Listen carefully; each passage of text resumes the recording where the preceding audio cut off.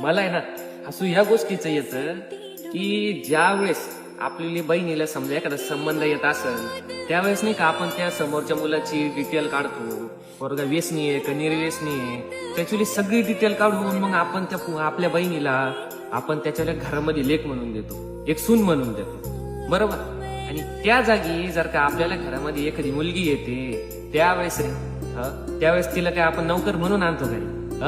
अरे मला एक गोष्ट सांगायची सगळ्यांना, आपल्याला पण घरामध्ये एक सून आहे, बरोबर. ती काही नौकर नाही ना रे, ती पण दमते, ती पण शेतात जाते, ती पण काम करते, बरोबर आहे नाही. ती काही नौकर नाही ना, तिला पण तुम्ही कधीतरी जीव लावून बघा. तिला काय आपण नौकर म्हणून थोडी आणलेले, ती पण कोणाची तरी लक्ष्मीची आहे. आपल्या घरात आली म्हणजे ती आपली लक्ष्मी झाली, बरोबर आहे की नाही. अरे तिला जीव लावा ना, तिला विचारा ना, आज पाय दुखताय का, तुझे पाय दाबून देऊ का, तिला विचारा पाणी देऊ का. ती नौकरी रे आपल्याला घरामध्ये. अरे प्रत्येक घरामध्ये आले